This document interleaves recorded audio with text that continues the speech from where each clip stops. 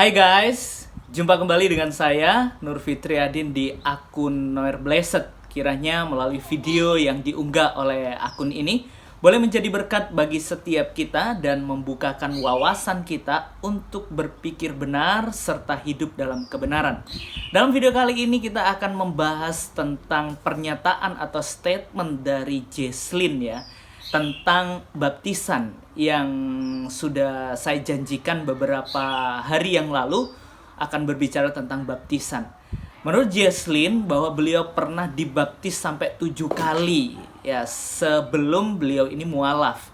Katanya untuk menjadi pemain piano dia harus dibaptis. Untuk menjadi worship leader harus dibaptis. Wah, jadi berulang-ulang kali dibaptis ya guys. Benarkah dalam iman kekristenan itu mengajarkan hal demikian? Sebelum kita jauh membahas bagian ini, saya mengajak kita dulu untuk melihat pernyataan dari Jesslyn ini. Kita simak video ini. Baik, di video sebelumnya itu tercantum komentar ya di kolom komentar yang cukup membuat orang tersentak ya. Mungkin saudara kita dari Kristen Katolik bertanya-tanya, ini bener nggak gitu kan? Jangan-jangan bohong. Terutama tentang dibaptis 7 kali. Benar 7 atau 9? 7 kali. 7 kali. Itu apa itu? 7 kali. Kenapa itu? Ada apa itu? Nah, ini untuk dasar-dasar fondasinya ya. Untuk di Kristen itu supaya bisa mengerti kenapa kok bisa ada orang yang dibaptis berkali-kali. Ini karena posisinya saya bukan masuk sebagai orang awam. Saya bukan masuk sebagai jemaat. Saya masuk sebagai part dari penyembah tertinggi. Karena di gereja itu hal yang paling khusyuk, hal yang paling penting adalah keseluruhan proses ibadah tersebut. Yang pertama yang paling penting adalah khotbah, dia itu pendeta. Itu kenapa pendeta harus sekolah. Harus sekolah STH. Nah, yang di mimbar-mimbar itu semuanya itu harus sudah dikuduskan istilahnya. Dan dikuduskan itu dalam maksud seperti begini. Setiap gereja di Kristen itu mempunyai fondasi mereka yang berbeda-beda. Mereka punya ajaran terkhusus yang mereka sendiri dan konsep keimanan mereka yang juga terdetail secara sendirinya. Kenapa saya harus dibaptis sampai 7 kali? Karena saya yang memegang setengah dari alur penyembahan dan setengah dari ibadah. Itu ditentukan oleh penyembahan di depan. Kalian bisa mengerti khotbah atau tidak, kalian bisa hati kita akan bisa terbuka untuk bisa mendengarkan khotbah dengan baik adalah jika penyembahannya itu benar dan tepat. Jadi setiap baik pemusik di mimbar itu ada pemusik, ada worship leader, urutannya worship leader, pemusik dan singer. 3 komposisi ini harus tiga-tiganya. Saya sudah pernah 3-tiganya. Karena saya bisa 3-tiganya. Worship leader, pemusik dan singer. Betul. Nah, itulah kenapa saat saya berpindah gereja dan di situ saya memegang posisi pianis utama, saya harus dibaptis ulang. Karena saya beda gereja karena saya harus mengerti konsep keimanan gereja itu apa. Dan saat dibaptis itu, sebelum dibaptis, pelajaran itu yang harus kita diajarkan.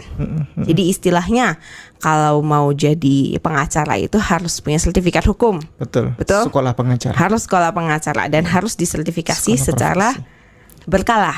Betul. Begitu juga yang sama dengan di gereja. Saat kita memasuki gereja baru, kalau saya ingin masuk ke mimbarnya, saya harus mengerti jelas apa. Itu kenapa saya bisa baptis sampai 7 kali dan punya 7 nama baptis yang berbeda. Contoh. Seingat saya nama saya itu ada Esther. Esther. Satu tuh Esmeralda. Satunya lagi saya cuma ingat 3. Satunya lagi Elianos atau sesuatu. Saya lupa. Yang ketiga saya lupa. Ya, jadi jelas ya guys apa yang dikatakan oleh Jesslyn ini bahwa beliau mau main piano hingga kedudukannya tertinggi, katanya penyembah yang tertinggi. Wah, beliau harus dibaptis. Mau worship leader dibaptis, lalu mimpin pujian atau memainkan musik atau apapun itu mau melayani Tuhan harus dibaptis. Wah, kira-kira sampai berapa kali baptisan ya guys? Mari kita melihat sebenarnya baptisan itu apa. Nah, arti kata baptisan itu berasal dari bahasa Yunani yaitu baptizo, yang artinya mencelupkan atau membasahi atau mencuci. Saudara dapat melihat di dalam Lukas 22 ayat yang ke-38. Lalu di dalam baptisan ini ada maknanya mengapa orang itu harus dibaptis.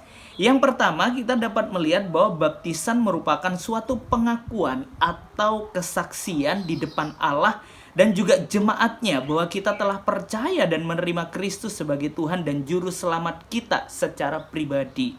Saudara dapat melihat dalam Roma 20 ayat yang ke-9 ya sampai yang ke-20. Jadi sangat jelas di situ Alkitab mengajarkan kita tentang makna baptisan. Lalu yang kedua, baptisan juga merupakan suatu pernyataan bahwa kita telah diterima sebagai anggota gereja dan masuk ke dalam persekutuan orang-orang yang percaya, yaitu menjadi satu tubuh Kristus. 1 Korintus 12 ayat yang ke-13. Jadi sangat jelas ya guys, bahwa baptisan itu tanda bahwa kita adalah umat orang percaya kepada Yesus Kristus, bahkan kita diterima sebagai anggota gereja. Maka dari itu baptisan itu tidak menyelamatkan, hanya pengakuan kita di hadapan Allah bahwa kita adalah anggota tubuh Kristus, bahkan kita anggota gerejanya.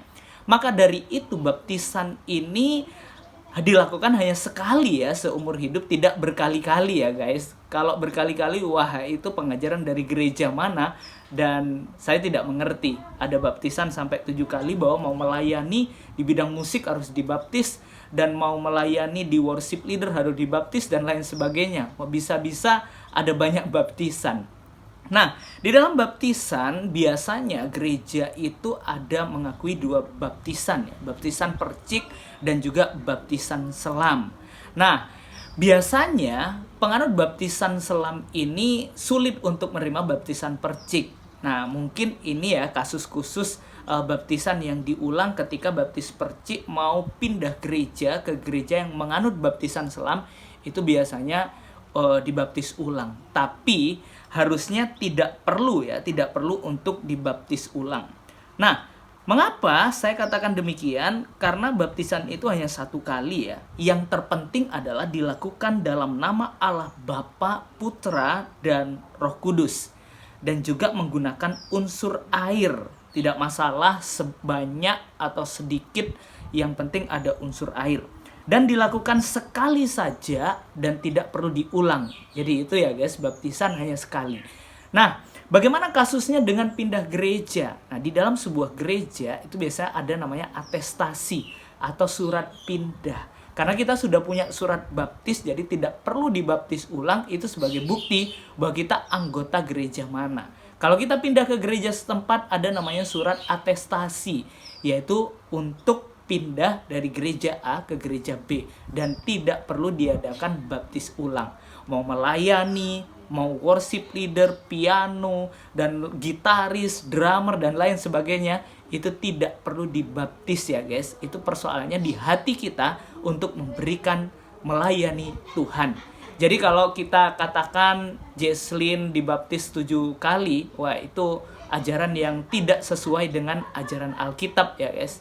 Dan karena Alkitab mengajarkan seperti apa yang sudah saya katakan, dan itu jelas ya. Kiranya melalui video yang diunggah oleh akun ini kita dapat belajar dan kita dapat untuk hidup dalam kebenaran dan membukakan wawasan kita untuk tidak mudah disesatkan oleh ajaran-ajaran yang mengajarkan kesesatan, bahkan membawa kita berujung kepada kebinasaan.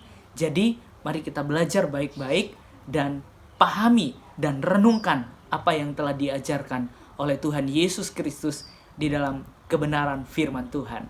Tuhan Yesus memberkati kita. God bless you.